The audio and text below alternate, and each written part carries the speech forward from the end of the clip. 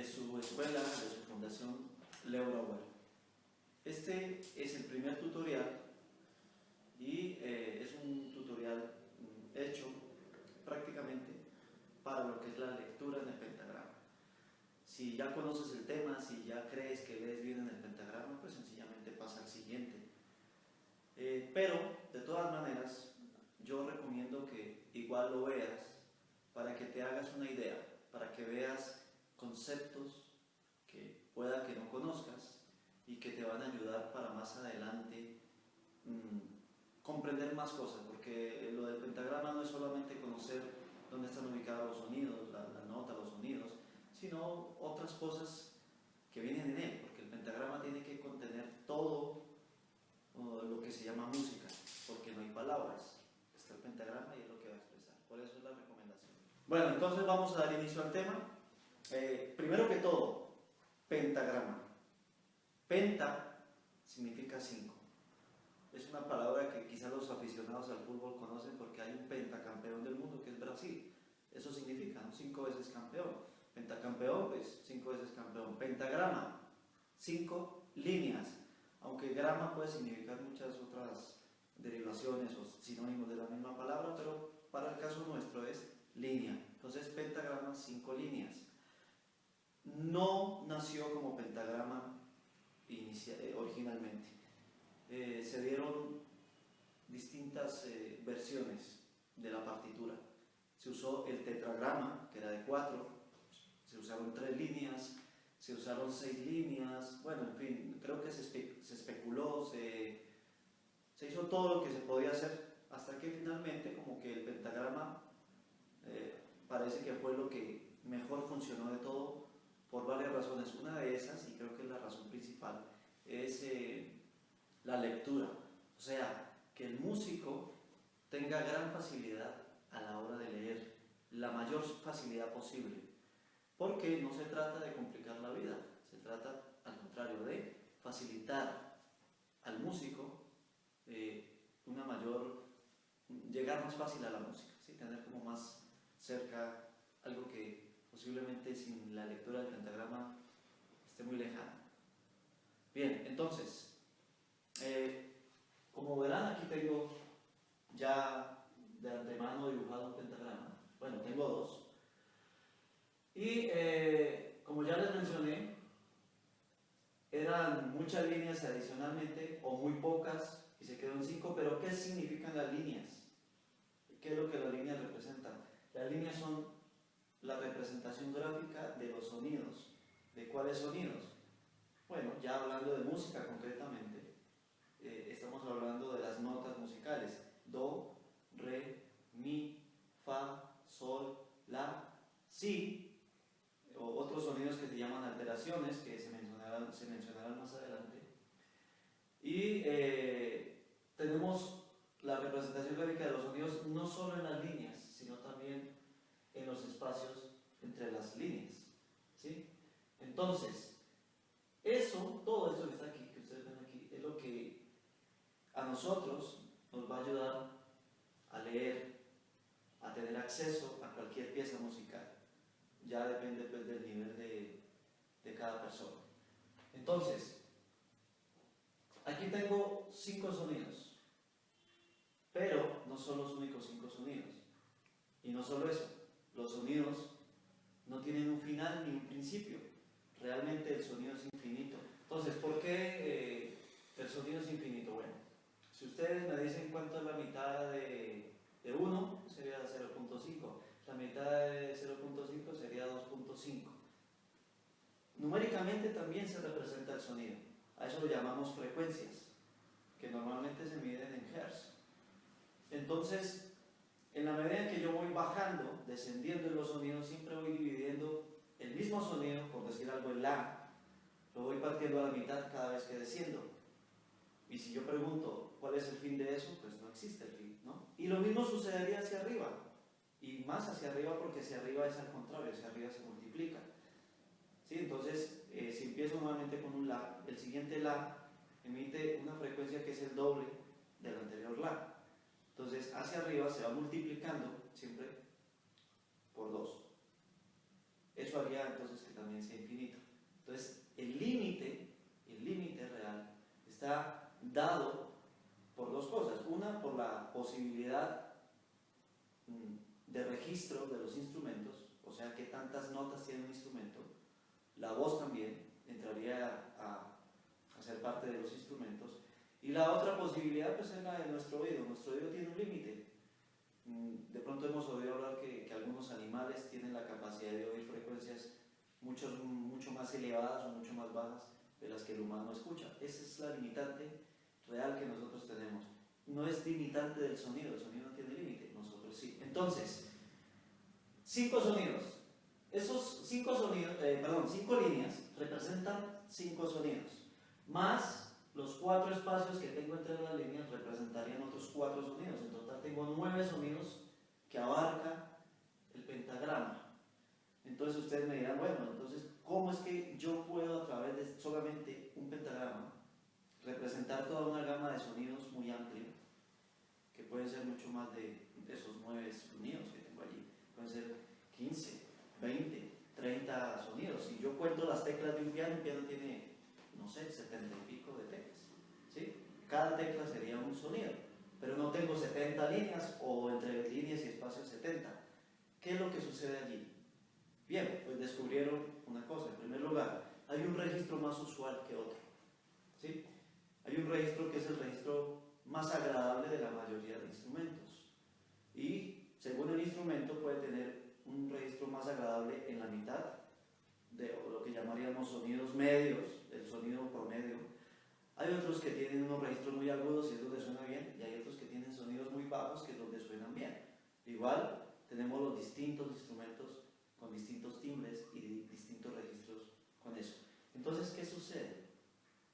Para no escribir ese montón de líneas, porque además sería muy complicado leer, ¿sí? Si ustedes tienen aquí varias líneas,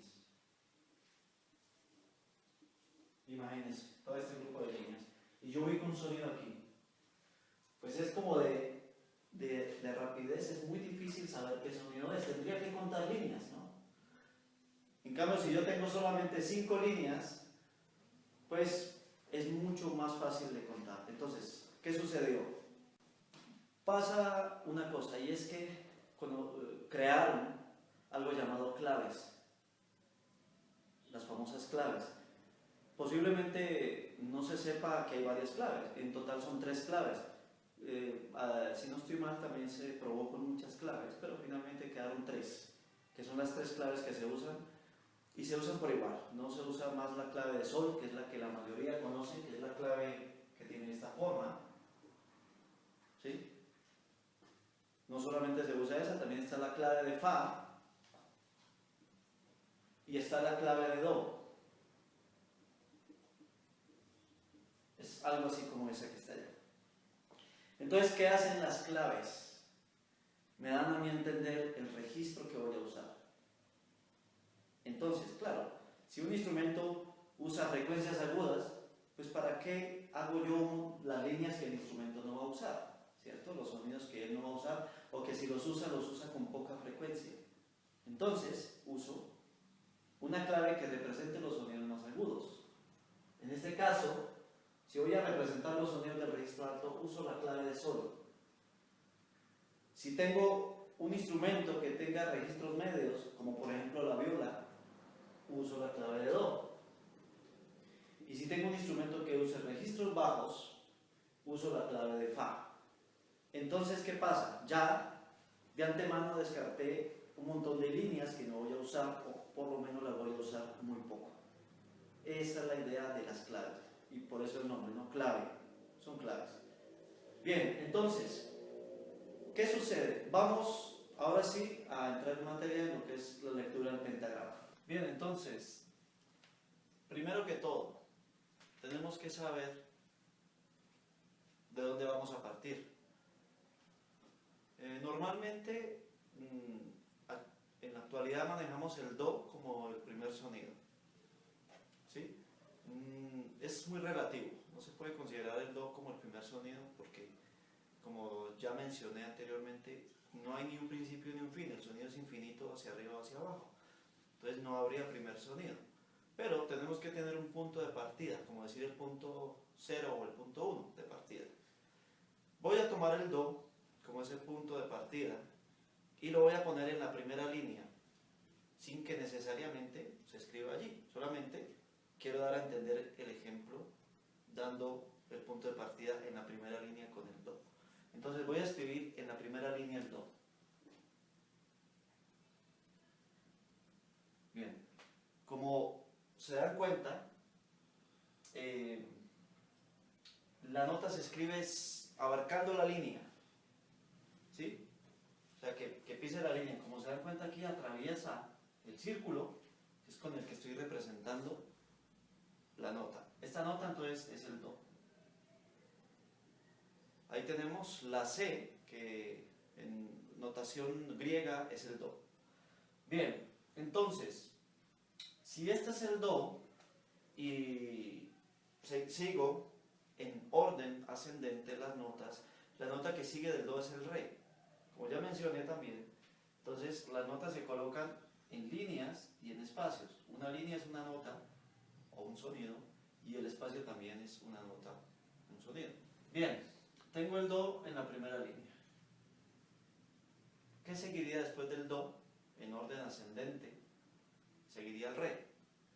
Entonces ya hablé de que no solamente la línea representa un sonido, sino también los espacios entre las líneas. Entonces, para tratar de aprovechar el espacio del pentagrama lo mejor posible, el tamaño del pentagrama, si yo salto al Re, aquí, a la siguiente línea, después seguiría el Mi, que es la nota que sigue, a la siguiente línea, después el Fa, después el Sol, y me quedé con 5 sonidos para todo el pentagrama. ¿Sí? Entonces, tendría que usar muchas más líneas porque 5 sonidos, un registro de 5 sonidos es muy corto, muy pequeño para cualquier instrumento. Es muy difícil fabricar música con un registro tan pequeño, ¿no? Con un rango tan pequeño mejor, porque el rango es la cantidad de notas que uso. Entonces es un rango muy, muy diminuto. ¿Cómo hago para ampliar ese rango? Entonces utilizo también los espacios. Por eso, después del Do, el Re se lo asigna al espacio que sigue. Y ahí tendría el Re, que lo escribo con la letra D, que, como ya dije, en cifrado griego representa el Re para nuestro idioma. ¿Qué nota sigue? Del Re sigue el Mi, entonces nuevamente aprovecho lo que sigue, que es la línea. Iría el Mi allí. Entonces quiero que diferencien una cosa, quiero que diferencien la nota que va sobre la línea y la que va en el espacio. ¿Sí? Porque hay gente que a veces escribe así. Entonces uno dice, bueno, ¿está en el espacio o está en la línea? ¿Sí? O acá arriba, a veces escriben así. Entonces queda como ambigua la cosa. Tiene que ser muy, muy claro dónde se va a escribir, ¿sí? Sin duda, que no haya la duda de si esto está en el espacio o en la línea. Entonces, si va a ser en la línea, como para decirlo un poco también estéticamente, que quede claro, pues que la nota quede partida en dos. Bien sea una nota pues transparente como esta, blanca, en este caso es una figura llamada redonda que estoy usando. Pero por ejemplo si es una blanca igual, si es una negra igual, una corchea igual, bueno, en fin. Después le explico lo del palito que llamamos plica, por qué va para arriba o para abajo. Ahorita no es relevante para la explicación. Pero, entonces recuerden esto. Y lo mismo en el espacio, que no quede sin claridad, que quede muy claro en el espacio, o sea, dentro del espacio. Por eso es bueno conseguir un cuaderno pentagramado o una hoja pentagramada de muy buen espacio del pentagrama. Hay unas hojas de un pentagrama muy pequeño, eso es muy incómodo, tanto para escribir como para leer. Entonces que sea un pentagrama grande, que yo pueda escribir con claridad esto.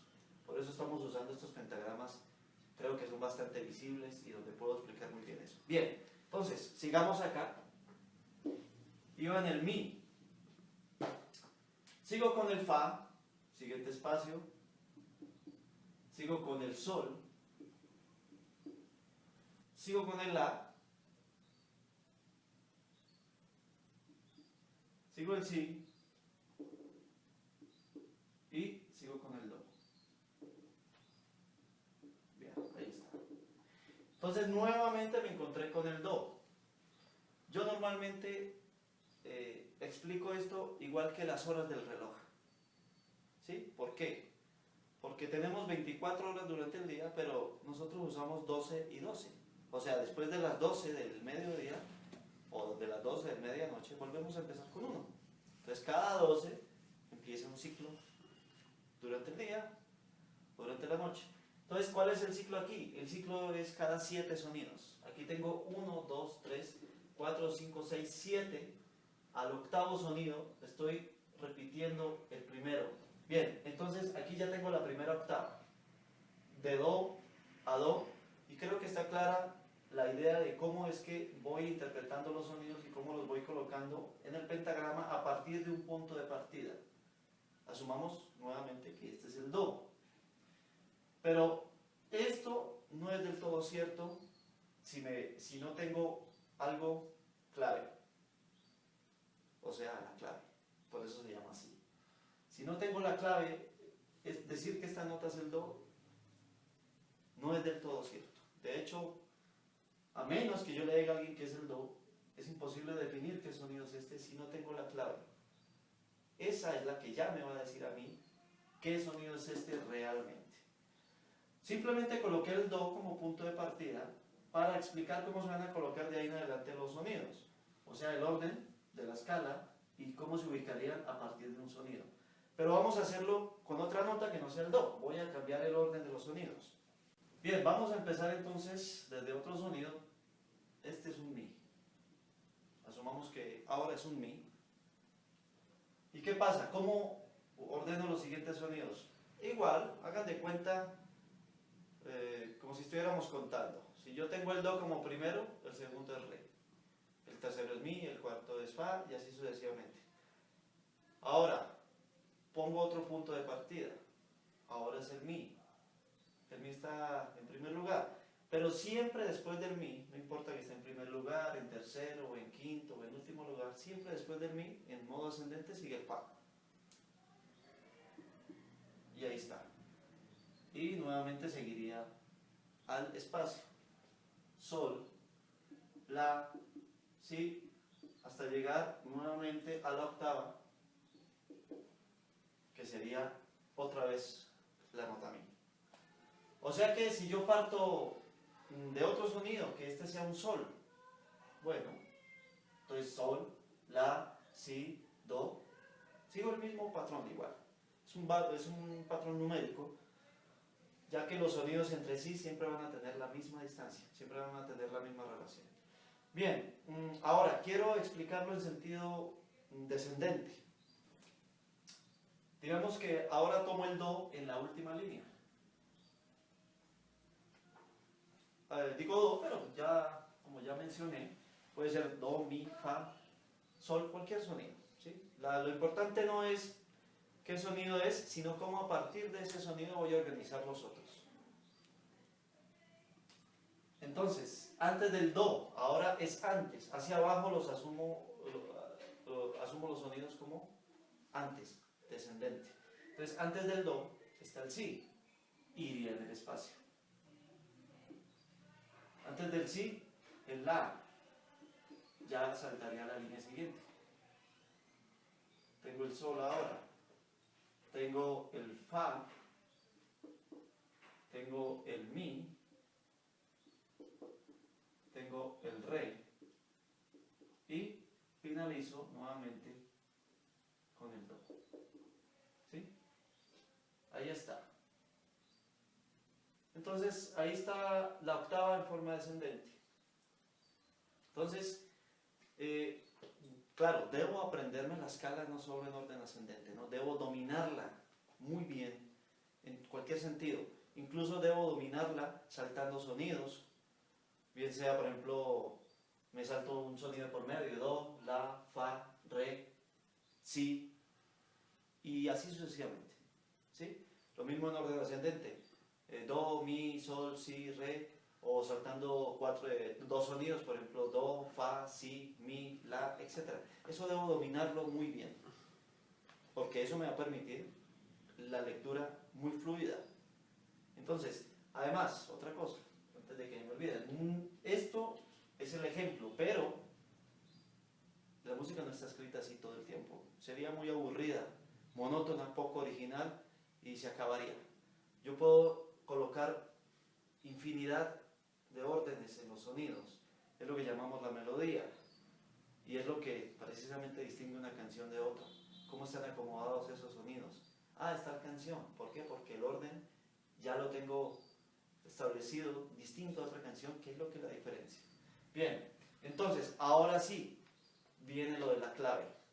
Ahora sí. ¿Cómo yo sé que este sonido es, por ejemplo, un do? O cómo sé que es un mi o un fa, un sol, bueno, el sonido que sea. ¿Cómo se le asigna el nombre a ese sonido? O sea, ¿cómo hago yo para escribir algo y que se lo muestre a otro músico y él me diga, o no diga nada, empieza a tocar sencillamente, sin yo decirle nada? ¿Sí? Recuerden lo que mencioné antes, la partitura tiene que decir todo, sin ninguna palabra. Ahí está escrito todo y todo se debe entender. Entonces, ¿cómo hace el músico para decir, empieza tal sonido, está en tal tonalidad y las notas que lleva son tales y tales y tales? Entonces, ahí es donde viene la clave. Y ahí es donde ya cada sonido va a cobrar sentido. Entonces, para no extenderme mucho con las claves, voy a ir concretamente a dónde se ubica cada clave y cómo a partir de esa clave ya ubico un sonido. Bueno, ahora ya, como vemos aquí, ya tengo la clave de sol dibujada. Se escribe pues dentro del pentagrama, abarcando las 5 líneas. Y ahora sí, ya puedo tener la certeza de cómo voy a nombrar las líneas y los espacios dentro del pentagrama. Entonces, esta la conocemos como clave de sol en segunda línea. Es todo ese nombre, ¿por qué? Porque, pues, ya digamos que con el tiempo se ha ido obviando eso de segunda línea, pero también existe la clave de sol en primera línea. Entonces, aunque es un caso más raro, pues es bueno recordar que es clave de sol en segunda línea para entender por qué la segunda línea se llama sol. Y eso es precisamente lo que me indica la clave. Entonces, clave de sol en segunda línea quiere decir que la segunda línea, repito nuevamente, contando de abajo hacia arriba, 1, 2, sería la nota